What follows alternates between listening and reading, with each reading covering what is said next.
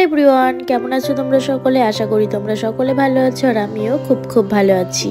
শনি মঙ্গলবারে যেহেতু নিরামিষ ডে, ওই জন্য কিন্তু আমাদের বাড়িতে ঠিক এই রেসিপিটাই করা হয়। আজও তাই হচ্ছিল, তাই ভাবলাম একটু তোমাদের কাছে শেয়ার করি। যেহেতু এই ডে গুলোতে নিরামিষ, তাই আমার কুকিং শুট গুলো কিন্তু এই ডেটে অফ থাকে, আর তাই ভাবলাম মা রান্নাটা করছিল আজকে শেয়ার করি তোমাদের সাথে। যদিও এই রেসিপিটা কিন্তু আমার অজানা, মা করছিল তাই মাকে বললাম দাও আমি করি, তুমি বলে দাও। যদিও এই রেসিপিটা সত্যি খেতে খুব সুন্দর হয়েছিল।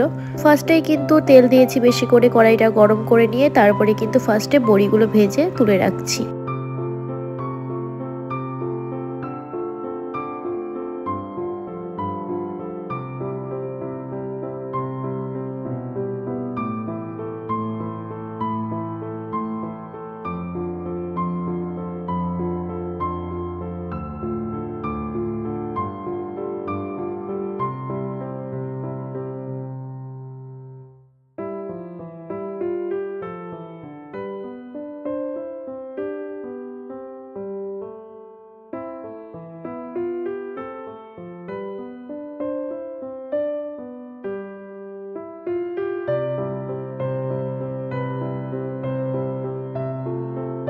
দেখো বড়িগুলো কিন্তু আমি ফ্রাই করে একটা পাত্রে এবারে তুলে রাখবো।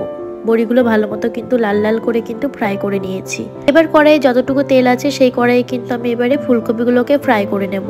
আজকে সব রকম শীতের সবজি দিয়ে রেসিপিটা করা হবে। খুব ভালো করে কড়া করে কিন্তু ফুলকপিগুলোকে ফ্রাই করতে হবে, তাহলে কিন্তু খুব ভালো লাগবে। আর এমনিও ফুলকপিগুলো ভালো করে ফ্রাই করলে কিন্তু ফুলকপির যে একটা গন্ধ থাকে ওগুলো, সেটা কিন্তু লাগে না।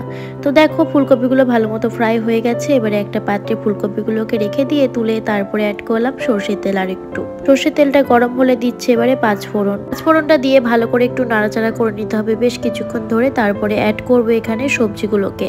এবারে তেলের মধ্যে অ্যাড করব আলুগুলো আমি লম্বা লম্বা করে কেটে রেখেছি। তারপরে অ্যাড করছি সিম আর বেগুন। কিভাবে কেটে নিয়েছি তোমরা তো দেখতে পাচ্ছ। আর সত্যি বলতে এই নিরামিষ রেসিপিটা খুবই সুন্দর লাগে খেতে। সব সবজিগুলো অ্যাড করে কড়াইয়ের মধ্যে তারপরে অ্যাড করলাম পরিমাণ মতো হলুদ গুঁড়ো। খুব ভালো করে নাড়াচাড়া করে নিয়ে এবারে কিন্তু বেশ কিছুক্ষণ ঢাকা দিয়ে কিন্তু ফ্রাই করে নেব। আর ঢাকা দিলে কিন্তু সবজিগুলো একটু নরম হবে, ওই জন্য কিন্তু ঢাকাটা তোমরা অবশ্যই দেবে।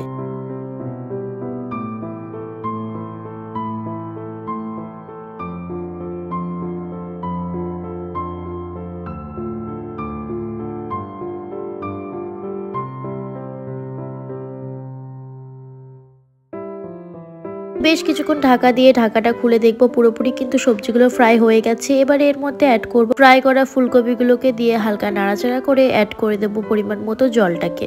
জলের পরিমাণটা একদমই নিজেদের মতো করবে, যতটা পরিমাণে ঝোল তোমরা খেতে চাও। অনেকে কিন্তু ঝোলটা পছন্দ করে না, অনেকে আবার আছে ঝোলটাকে পছন্দ করে, তাই জলের পরিমাণটা তোমরা নিজেদের মতো দিও।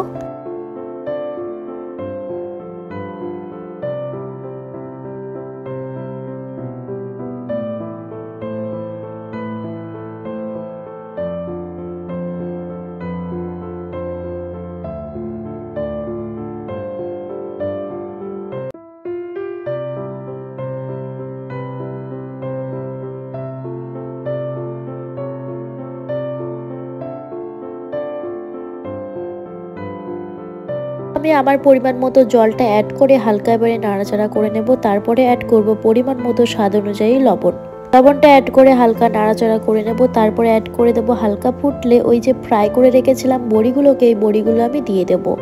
খুব ভালো করে নাড়াচাড়া করে বেশ কিছুক্ষণ পর তারপরে অ্যাড করব মশলাটাকে। দেখতে থাকো তোমরা এবারে।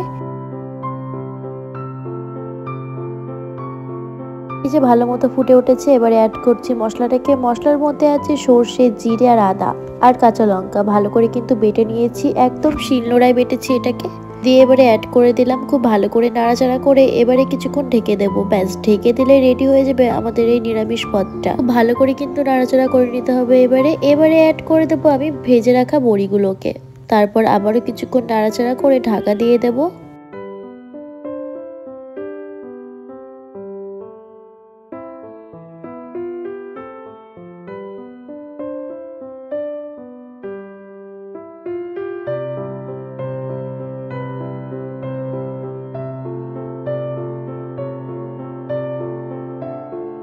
দেখো অনেকক্ষণ কিন্তু ঢাকা দিয়ে রেখেছি, এবারে ঢাকাটা খুলে দেখবো কতটা কি হলো। দেখো ফাইনালি কিন্তু রেসিপিটা পুরো রেডি হয়ে গেছে। এতটুকু ঝোল কিন্তু আমাদের লাগবে, যেহেতু বাড়ির সকলে খাবে। যেহেতু নিরামিষ ডে গুলোতে সেরকম ভাবে কোনো রেসিপি করা হয় না, তাই যেটা করা হয় সেটা একটু রাখার চেষ্টা করি বেশি পরিমাণে ঝোলটা, যাতে বাড়ির সকলের হয়ে যায় ঠিকঠাক মতো।